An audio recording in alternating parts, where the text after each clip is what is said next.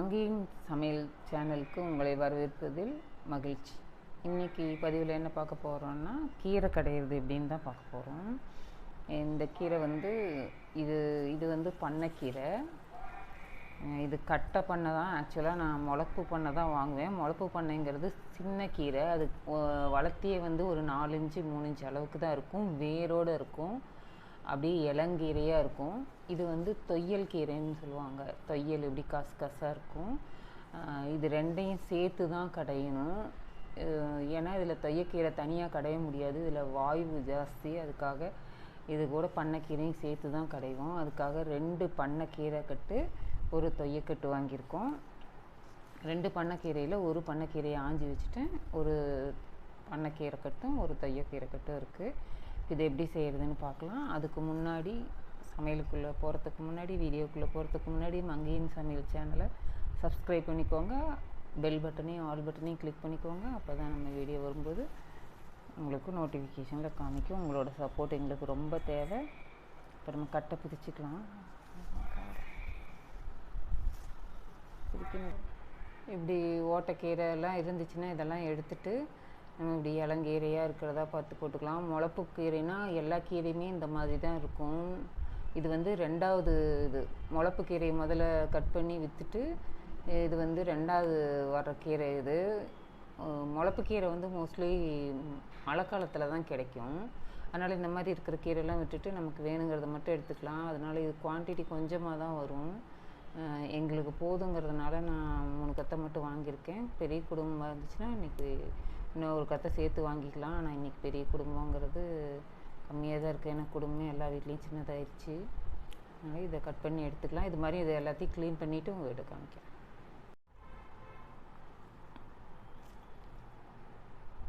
கீரையெல்லாம் ஆஞ்சி முடிச்சாச்சு. 3 கட்டு கீரையை ஆஞ்சிட்டேன். அது இவ்வளோ வந்திருக்கு. இவ்வளோ இருக்குதுன்னு நினைக்க வேண்டாம். இது ஆவி பட்டுதுன்னா அப்படியே சுருங்கி போயிடும். சும்மா 1 கப் அளவுக்கு தான் வரும். இது தொய்யக்கீரை, இது பண்ணைக்கீரை. பண்ணையிலேயே வந்து இது இலப்பண்ணை, கத்தி பண்ணைன்னு ஒன்று இருக்குது. அது நீளமாக இருக்கும். 2ம் கலந்து தான் வரும். ஆனால் இன்றைக்கி கத்தி பண்ணையை காணோம். இலப்பண்ணை தான் இருக்குது. இது வந்து தொய்யல் கீரைன்னு சொல்லுவாங்க. இது வந்து பண்ணைக்கீரை.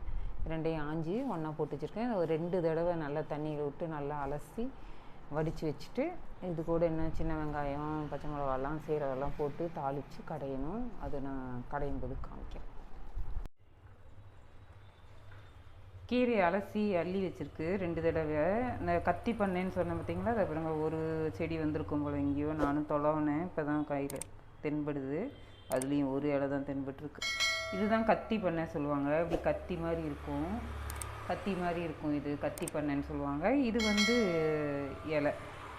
இது ஒரு பண்ணை கீரையிலேயே 2 வகை இருக்குது. இது ஒன்று, இது ஒன்று. இது இலைப்பண்ணை, இது கத்தி பண்ணை சொல்லுவாங்க. நம்ம வந்து 2 கீரை எடுத்துருக்கோம். பண்ணைக்கீரையும் தொய்யக்கீரையும் எடுத்துருக்கோம். 3 கட்டு கீரையை அலசி அள்ளி வச்சாச்சு. இதுக்கு வந்து ஒரு 2 கையில் ஒரு 100 கிராம் 150 கிராம் அளவுக்கு வெங்காயம். இதெல்லாமே ஒரு கையளவு தான். 150 கிராம் அளவுக்கு வெங்காயம் வெட்டி வச்சுருக்கேன். ஒரு தக்காளி.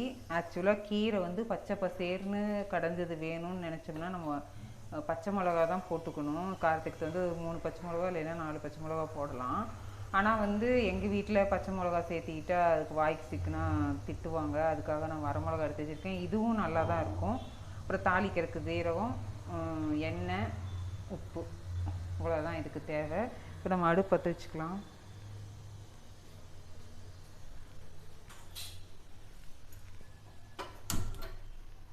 இது வந்து எதுக்காக இப்படி குழம்பு பாத்திரம் வச்சுருக்கேன், ஏன்னா நம்ம மத்து போட்டு கடையணும். இப்போ எல்லாம் யாரும் வந்து கீரையை கடையிறதில்ல. சட்டி காஞ்சிருச்சு. எண்ணெய் ஊற்றிக்கிறேன். கொஞ்சமாக ஊற்றினா போதும். நம்ம ஜீரகம் பொரியறதுக்கு மட்டும்.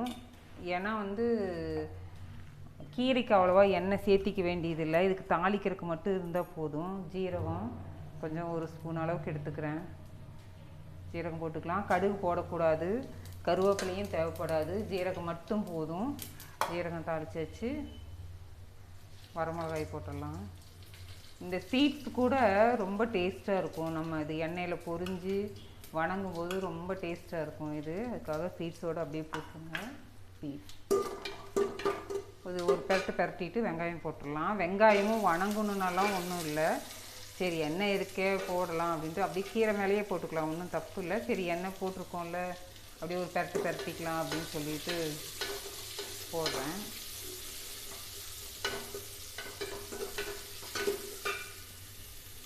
கூடவே தக்காளியும் போட்டுடலாம்.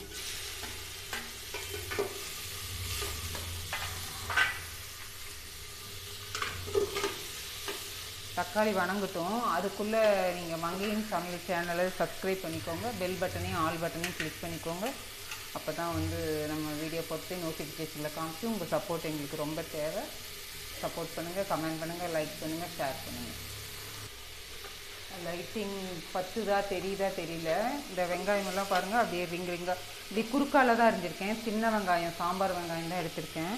அது நல்லா இப்படி குச்சிவிட்டு வணக்கும்போது அந்த நல்லா இப்படி பிரிஞ்சு வந்துடும் தனித்தனியாக ஏரேடாக. இது இன்னும் கடையும் போது நல்லா இதாகிடும். இது வணங்கணும்ன்ட்டு இல்லை, சரி எண்ணெய் இருக்கே 2 வணக்கி போடலாங்கிறதுக்காக போட்டிருக்கேன். இப்போ கீரை போட்டுடலாம். கீரை போட்டோம்னா புண்டாவே ரொம்பின மாதிரி ஆகிடும். ரொம்பிடும் மாதிரி என்ன ரொம்பிடும். ஆனால் அது ஆவி பிடிச்சி இப்போ இது பண்ணும்போது பார்த்திங்கன்னா உள்ளுக்குள்ளே போயிடும் எல்லாம். இவ்வளோ போட்டு அம்மா எப்படா கடைவாங்க அப்படின்லாம் நினைக்கேன்டான். எல்லாம் அப்படியே ஆவி போட்டு அப்படியே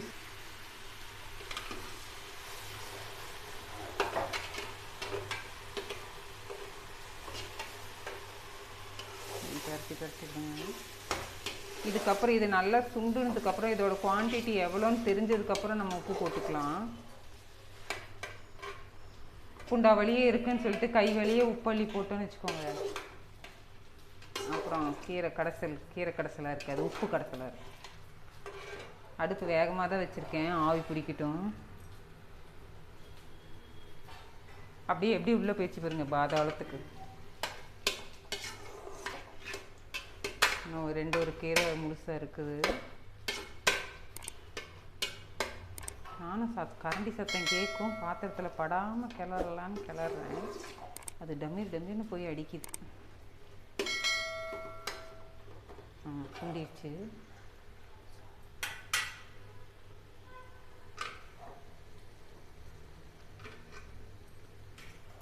இப்போ வந்து உப்பு போட்டுக்கலாம். இதுக்கு மஞ்சத்தூள்லாம் தேவைப்படாது, உப்பு மட்டும் போதும். கீரை அவ்வளவா உப்பு கொள்ளாது, அதனால் கம்மியாகவே போடுங்க. பத்தலினா கூட 2 கல் போட்டுக்கலாம். ஜாஸ்தியாக இருந்துருச்சுனாக்கா கம்மியாகும். இது பத்தாது, நான் கொஞ்சம் போடணும்னு நினைக்கிறேன். போட்டுட்டேன். இதையும் கலந்து விட்டுக்கலாம். அடுப்பு வேகமாகவே தான் இருக்குது. அப்படின்னா ஒரு 1/2 கிளாஸ் அளவுக்கு தண்ணி ஊற்றிக்கலாம். கீரை வேகணும் இல்லையா, அதனால் இந்த கீரை ஆயறதுக்கு தாங்க நேரம் ஆகும். மற்றபடிக்கு இது முன்னாடி ப்ரிப்ரேஷன் வெங்காயம் கீரை எல்லாம் ஆஞ்சிட்டு வந்துட்டோன்னு வச்சுக்கோங்க, 5 நிமிஷம் சமையல். இது 5 நிமிஷம்தான். இன்னும் கொஞ்சம் தண்ணி ஊற்றிக்கிறேன் கீரை வேகணுங்கிறதுக்காக.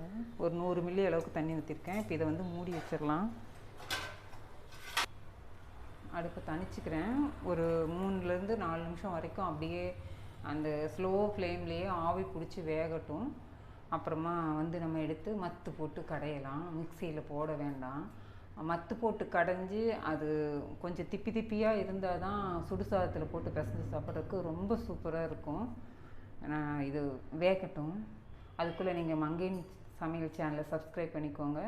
இன்னும் சாம்பார், இட்லி பொடி அந்த மாதிரிலாம் வீடியோஸ் போட்டிருக்கேன், பாருங்கள். பார்த்துட்டு சமைச்சு பாருங்கள், சாப்பிட்டு பாருங்கள், லைக் பண்ணுங்கள், ஷேர் பண்ணுங்கள், கமெண்ட் பண்ணுங்கள். 3 நிமிஷம் ஆயிடுச்சு, எடுத்து பார்க்கலாம் கீரை வெந்திருக்கான்னு. கீரை வெந்திருக்குதானே, கீரை மயிஞ்சு நல்லா வெந்துருச்சு. இதான் கையில் நசுக்குனாலே நசுங்குது. ஆக்சுவலாக வந்து கீரையை ரொம்ப நேரம் வேக விடக்கூடாது. வேக விட்டிங்கனாக்கா கீரையோட கலர் மாறி போயிடும். நம்ம கரெக்டாக வெந்ததையும் எடுத்து மத்து போட்டு கடைஞ்சிடலாம். இப்போ மத்து போட்டு கடையலாம்.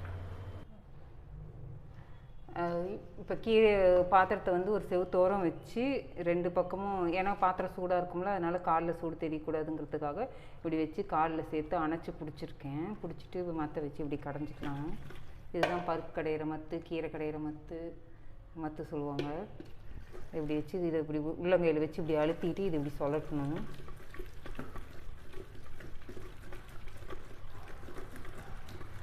ஒரு 2 நிமிஷத்துக்கு விடாமல் அப்படியே நல்லா டைட்டாக இதை அழுத்தி பிடிச்சிக்கணும். இந்த கைக்கு அழுத்தம் கொடுக்கறதுக்கு தான் இது அழுத்தி பிடிச்சிக்கணும். இப்போல்லாம் அப்படியே லைட்டாக ஆற வச்சு மிக்சியில் போட்டுடுறாங்க. அது நல்லா அது கொலன்னு ஆகிடுது, மருதாணி மாதிரி ஆகிடுது. இது எப்படின்னு பார்த்திங்கன்னா கொஞ்சம் அந்த மிளகாயும் தெரியும், வெங்காயமும் தெரியும், கீரையும் தெரியும். சுடுசாதத்தில் போட்டு பிசைஞ்சு சாப்பிடும்போது ரொம்ப அருமையாக இருக்கும். அப்போலாம் பானையில் கடைவாங்க. இப்போ நம்ம ஈய பாத்திரத்தை வச்சு கடையிறதுக்கு என்ன, கை வலிக்கும் தான். இப்படி 5 விரலையும் பிடிச்சிட்டு இதை நல்லா அழுத்தம் கொடுத்து இப்படி கடையணும். மற்ற கடையிறது, பருப்பு கடையிறது. முன்னையெல்லாம் குழந்தைங்களுக்கு கூட இந்த விளையாட்டு சொல்லி தருவாங்க, பருப்பு கடைன்னு. இது இப்படி உட்கார்றதுனால இது பெண்களுக்கு பார்த்திங்கன்னா ஒரு ஆசனம் மாதிரியும் ஆயிடுச்சு, எக்ஸசைஸ் மாதிரியும் ஆகுது. கடைஞ்சிட்டேன். இதுலேயே எடுத்து பார்க்கலாம் பாருங்க எப்படி இருக்குன்னு. மாதிரி திப்பியாக இருக்குது. இந்த கன்சிஸ்டன்சி இருந்தால் போதும். இல்லை எனக்கு இன்னும் கொஞ்சம் நைஸாக வேணும்னா இன்னும் கொஞ்சம் இதாக கடையணும். மத்து போட்டு கடையும் போது நம்ம சூடாக இருக்கையிலேயே அடுப்புலேருந்து இறக்கணுன்னு வச்சு கடையணும். இப்போ நான் இது எதுக்கு காலை மூடி வச்சுருக்கேன்னா இது தெரிக்கும், அதுக்காக வேண்டியதான் மூடி வச்சுட்டு கடையிறேன்.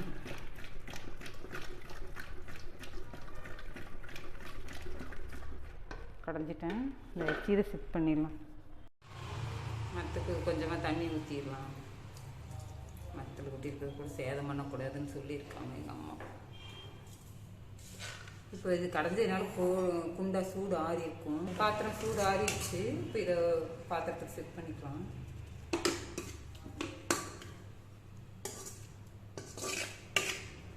திடங்க பாருங்க, வரமிளகா தெரியுது, தக்காளி கோல் தெரியுது, வெங்காயம் தெரியுது, கீரை கடைஞ்சது தெரியுது. கலர் பாருங்கள், பச்சை கலரில் சூப்பராக இருக்குது. இந்த கீரை கடையெல்லாம் ஒரு நேரத்துக்கு தான் தாங்கும். ஒரு 2 நேரத்துக்கு வச்சு சாப்பிட்லாங்கிறதெல்லாம் இல்லை. காலையில் செஞ்சுட்டு மத்தியானமாக சாப்பிட்லாங்கிற மாதிரியும் இல்லை. செஞ்சுட்டு ஒரு 1 hour 2 hourல சாப்பிட்றணும்.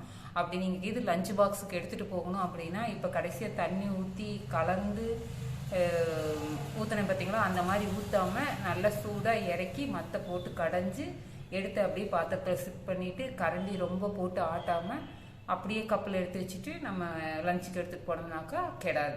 ஒரு 3 hours 4 hours தாங்கும். செஞ்சு பாருங்கள், செஞ்சு சாப்பிட்டு பாருங்கள். மங்கையின் சமையல் சேனலை சப்ஸ்கிரைப் பண்ணிக்கோங்க, லைக் பண்ணுங்கள், ஷேர் பண்ணுங்கள், கமெண்ட் பண்ணுங்கள்.